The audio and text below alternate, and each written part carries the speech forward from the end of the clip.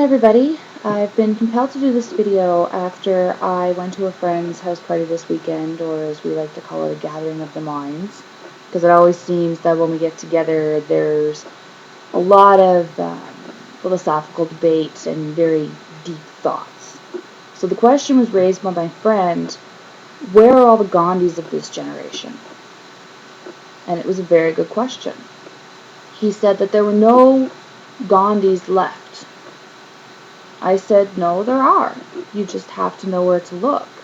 I use Bernie Sanders as an example. He's a perfect example right now of someone who is trying to change the world to make it a better place for everyone involved, but doing it in such a peaceful and loving way. And really, if you look at Mr. Sanders' history, he stood shoulder to shoulder when people fought for black rights. And he saw the corruption. He was there. He lived it, man.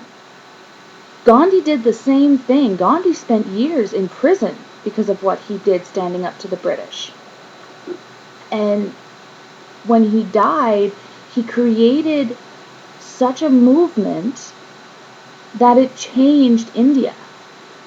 And Mr. Sanders is doing the exact same thing right now. He is trying to create a movement that will change the U.S.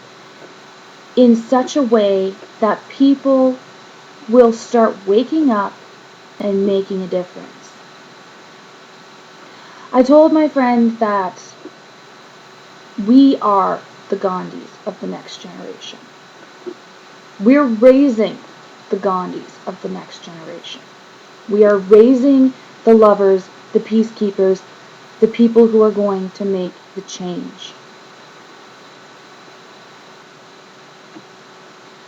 I live in Calgary, Alberta. I was born and raised in Canada. And I'm watching the next generation coming behind me, and it frightens me a little bit. When I used to work in retail, I saw a lot of teenagers coming through. And coming from a very small village, you were raised to respect your elders. Regardless of how much older they were than you respected your elders. You helped your neighbor. I remember as a kid, we had an elderly neighbor. We cut her grass every summer. We chopped her wood for her in the fall. We hauled her wood for her and we stacked it in the house all winter long. And we never expected anything in return for this. This is the way I was raised. This is the way I'm trying to raise my two sons. The generation living in Calgary are some of the most entitled, spoiled, and neglected children I've ever met in my life.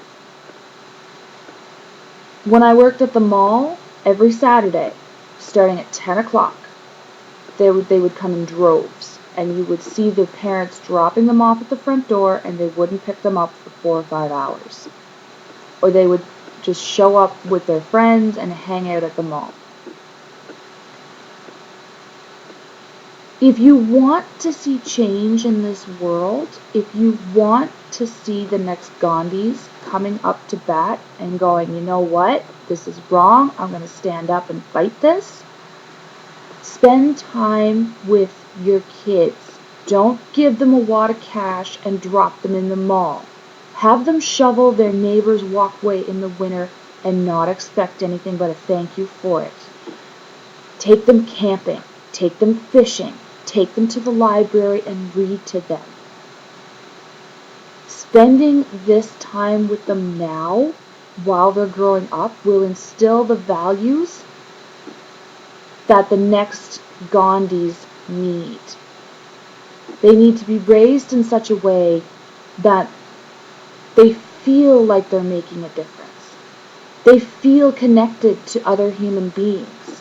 They're not disconnected. They're not sitting in front of their computer. They're not sitting in front of their tablets or on their cell phones and taking selfies. They're not trying the Snapchat to hook up. They're not doing Netflix and chill. I had to look that up, by the way. I had no idea how degrading that is. Raise our daughters to have self-respect.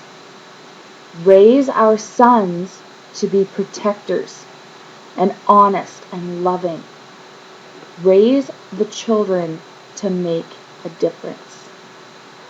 Because when you start instilling these qualities in our kids now when they're little, by the time they're old enough to realize what Netflix and chill is, they're not going to be interested in it. Because it's not who they are. Stand up and make a difference in this world. Be the Gandhi in your own community. Organize a family outing with your neighbors. Talk to an elderly person about what it was like when they were a kid. Go out and meet somebody new who's just moving to this country and they're feeling alienated because they had to leave a war-torn country. They had to leave everything behind. These people are scared. They're coming to a foreign land and they have no idea what to expect.